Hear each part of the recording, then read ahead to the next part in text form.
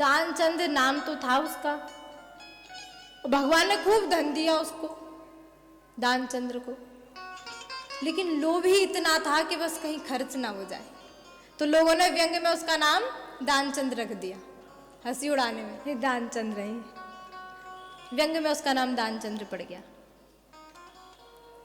तो दानचंद्र की बीवी थी, पत्नी थी, और पत्नी को पता था दान पुण्य कुछ करते नहीं, भक्ति भाव कुछ करते नहीं है, कहीं जाते नहीं सत्संग में, तो कहा कि अरे घर से थोड़ी दूर बस गंगा जी बह रही है, कुछ पुण्य पुण्य करते नहीं तो जाओ गंगा जी में डुबकी लगाओ, कुछ तो तुम्हारा पाप कम होगा, कुछ तो माँ गंगा कृपा करेगी, ज्यादा दूर है नहीं, 12 किलोमीटर है, जाओ स्नान करे आओ।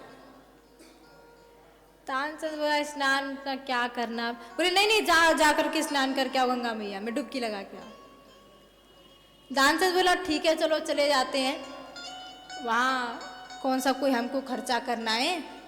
सो दानचंद गए 12 किलोमीटर, तो 12 किलोमीटर पैदल पैदल चल के गए, ये कहीं किराए में कुछ खर्चा ना हो जाए, तो पैदल गए।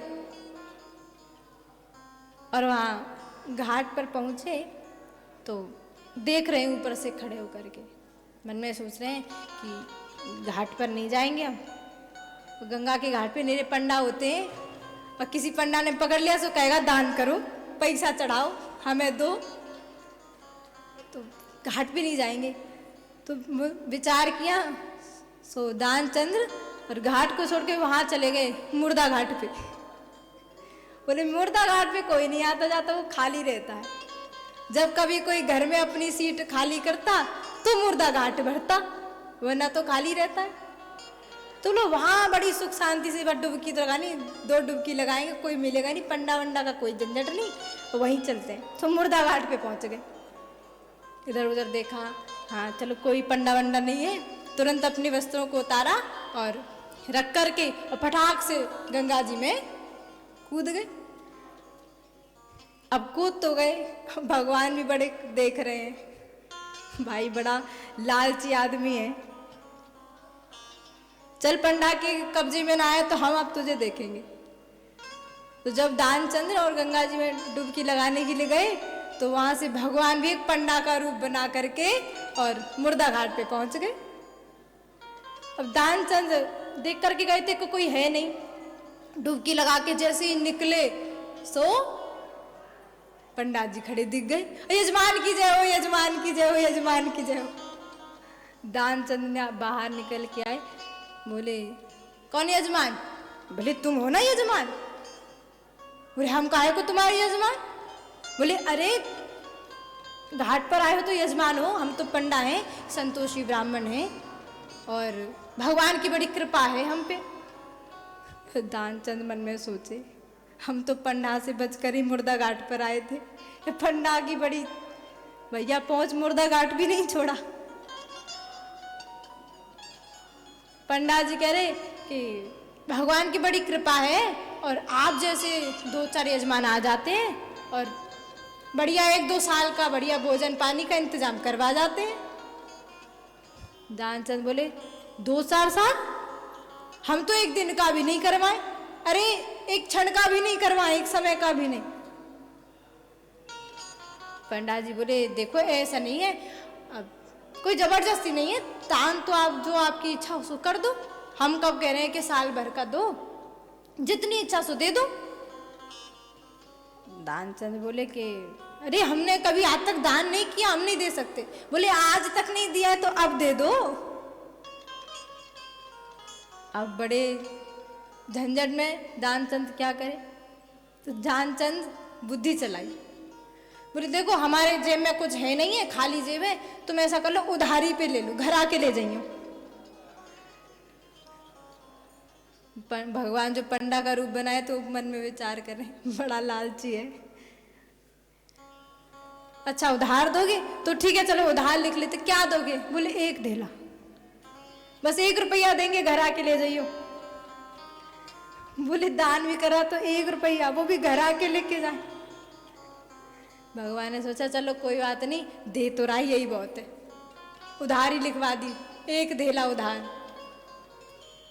अब सुबह के चले आए थे ना गंगा स्नान के लिए दानचंद, डुबकी लगाई, सोचा कहाँ तक एक धेला लेने के लिए घर पर आएगा, अब नहीं आ रहा, चल दिए दानचंद। अब सुबह से आए, शाम हो गई, पहुँचते पहुँचते थक गई दानचंद। जा कर के घर में और बस लेटने वाले थे कि दरवाजे पर यजमान की जय हो, यजमान की जय हो, यजमान की जय हो। दानचंद पत्नी से बोले, अरे जाके देख ले जरा कौन आया है द्वार पे। पत्नी आई, देखा अरे कोई पंडित है, पंडा जी है। देख करके और दानचंद के पास में जाके बोली, आप किसी पंडा जी को कुछ देने के लिए कहा आए थे क्या? अब तो दानचंद सोचे, बताओ एक धेला के लिए यहाँ तक पहुँच गया।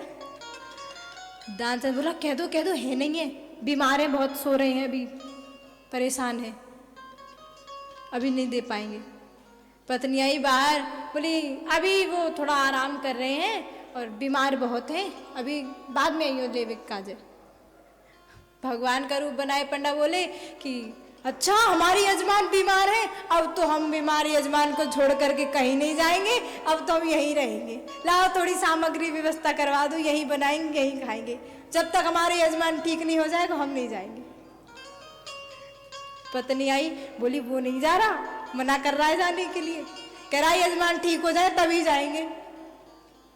यजमान दानचंद बोले, बड़ा कर रहा है, जाता नहीं है। पत्नी से कहा, ऐसा करो कह दो मर गई। पत्नी बोली, क्या? यहाँ कह दो मर गए। अरे ना आएगा ना देना पड़ेगा, जा। अब पत्नी गई, रोता हुआ मुँह लेके, आँख में थोड़े आंसू, थोड़ा नाटक करके बोले, अभी अभी बैठे थे और अभी अभी मर गए, अभी चले गए। अब पंडा जी के, अच्छा हमारी यजमान चले गए, ओ अब तो हम अपने यजमान को छोड़ करके कहीं नहीं जाएंगे, लाओ अब उनकी अंत्येष्टि क्रिया करके ही जाएंगे। पत्नी बोली, नहीं नहीं तुम काहे को परेशान थे? बोले नहीं नहीं यजमान तो हमारे, तो हम कैसे चले जाए, और तुम कहाँ लोगों को बुलाती फिरोगी, लाओ हमें ही बुला दे। लोगों को इकट्ठा कर लिया, लोग इकट्ठे हो गए, बड़ी आफत। पत्नी गई, बोले अभी तो देखो कुछ नहीं हो रहा, लोगों को इकट्ठा कर लिया उसने। भगवान कह रहे हैं बड़ा भारी है, इतना लालची कहीं नहीं देखा भैया। वो दानचंद भी बड़ा लालची, आंख बंद करके मीच के बिल्कुल पड़ गया है, श्वास रोके, अरे जाने दो, कह दो मर गए। दानचंद पड़ा आंख मीच के, श्वास रोक के, लोग आए इकट्ठे हो गए, अर्थी भी बंध गई, तैयार हो गई, लिटा भी लिया दानचंद्र को, और दानचंद्र लेट भी गया, तब भी आंख नहीं खोली, बंद गया। उठा लिया लोगों ने, कंधों पर ले जाने लगे।